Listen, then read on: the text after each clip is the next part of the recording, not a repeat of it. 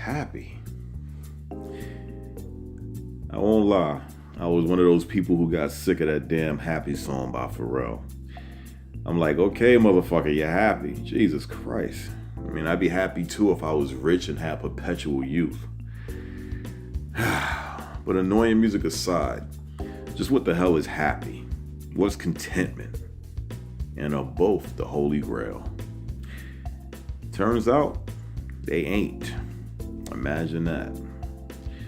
My opinion, happiness comes from feeling content. Content is the main word. Let's keep that in mind, folks. It's not about smiling all the time or money or health. It's a belief that you're moving forward the way you want to move. Goals achieved. Whatever they were, person, places, or things, and personality achievements as well. Growth, whatever that means to you. As human beings, we don't like chaos that much. We like to see our lives move with purpose. Hell, most of us seek to find our purpose. And once you find it, you become happy for quite some time.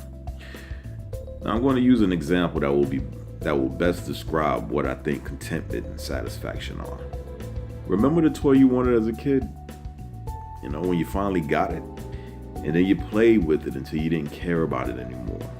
Or you just simply put it away, never to play with it again.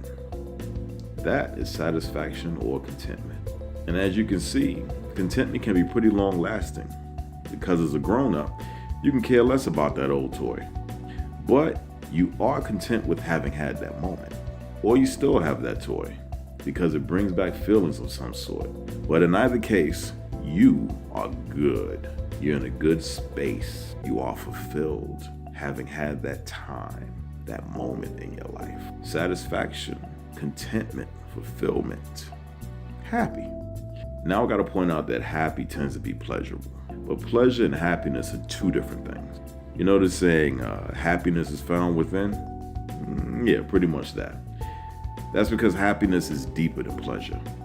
Pleasure is usually from an outside source, like drugs and drinking and sex, money, or a massage or a touch. But how long do each of these things last? You can see why the feeling of pleasure and the perceived happiness it brings becomes an addiction. Pleasure feels good, and it gives you a feeling of happiness and even satisfaction, but it's always momentary. I wouldn't believe that there is any contentment with pleasure, because you'll just want more of it in different ways. But when you're truly content, you're good for a long damn time. But even with satisfaction, there's always something else. You can be content having finally gotten your dream job, but you have to work in order to keep it. You may be content having found the perfect woman or man. You're good. The search for true love is over, but you have to maintain that relationship. You finally have the money you always wanted, but you have to invest wisely or spend wisely in order to sustain it or make it grow.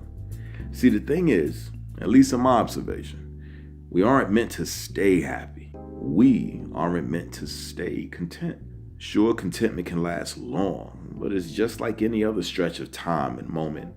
The shit isn't forever. And anyone that's telling you otherwise, like eternal happiness or eternal inner peace, that's all bullshit. Not because I say so at all. It's because we all know that there is always something else. First of all, time keeps going, so moments stay momentary. Nothing so far observed or known is eternal. Another reason we can't stay happy or content is because the human mind is constantly looking for stimuli. In fact, human beings seemingly are the only creatures that can have a thought about a thought. Meaning, you can think about being happy, and then think about what happiness actually is, and then think about if you even deserve happiness. See what I mean? We are geared by nature to challenge ourselves, even when there are no more outside challenges. Yes, even when we are content. So happy wife, great job, even great health. We good. But yet, we tend to get into other things instead of simply enjoying the contentment. We just don't stay in the satisfaction. I look at it as a failsafe, because life and nature have some great balances in place for every creature in recorded existence.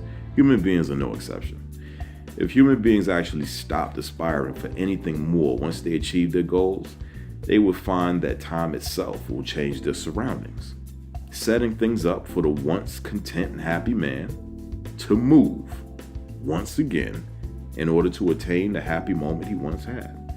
Remember, the earth itself moves, the rocks erode, the ground breaks down, continents shift, animals, trees, water, the things around us, even the air itself, it continues to move regardless of you wishing things would just stay the same fucking way. Time and the passage of it affects everything, even feelings. The mind of man is designed to keep the human thinking, and at some point acting upon those thoughts. Because at some point you will have a thought that will spur you to some sort of action.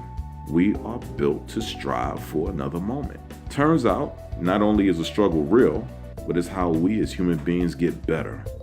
It's how we as individuals learn about our core, ourselves. Remember, satisfaction. How can we feel that with unanswered questions about ourselves? Challenges. They manifest at a young age, as even being told no. For most children, it angers them because it blocks them from getting what they want. So some kids find a way to get what they want regardless. That's a driven kid. But life is to always have some sort of drive. And children, shit, no better representative of human life than them.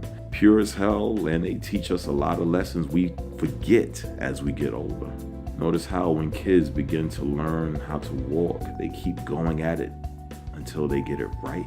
Perseverance. No one told them they couldn't walk, so there's no box for their minds. It's a huge lesson that we tend to forget as we learn more, as too much knowledge begins to form creative barriers for most of us. It's not until we get older that we forget where we came from and the purity of it.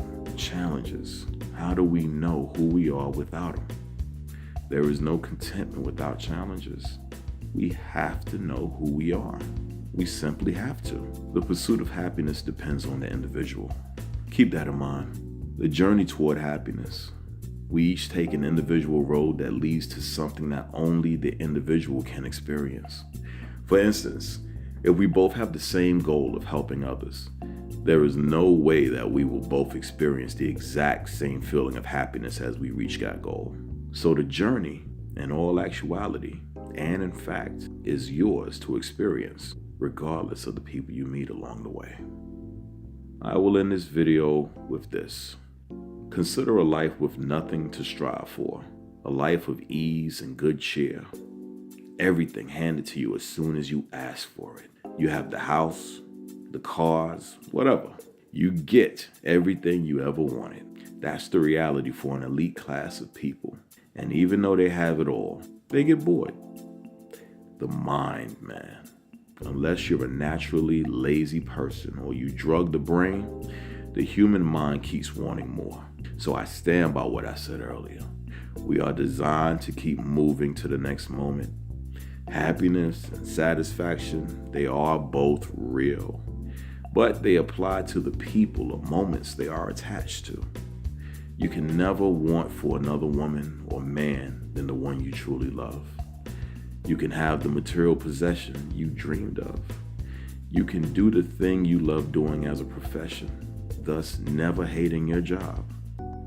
You can be good with any and all of these things in your life, but there's always something else. And when you lay this out for folks, they'll say, well, I guess you're not fully happy with your life. No, I'm not. And I ain't supposed to be. I'm a human being with 45 years of living through moments that are now history. I've seen how much great good or bad one human being can do. And all evidence shows that there's always something else I could do. These videos are exactly that. I could always challenge myself a little bit more than last time. Perhaps true contentment is when we are laid to rest and can do no more. Obviously, I ain't dead, so I don't know. But I do know that no matter where you go, there you are. You can't escape being human. So may as well keep on moving.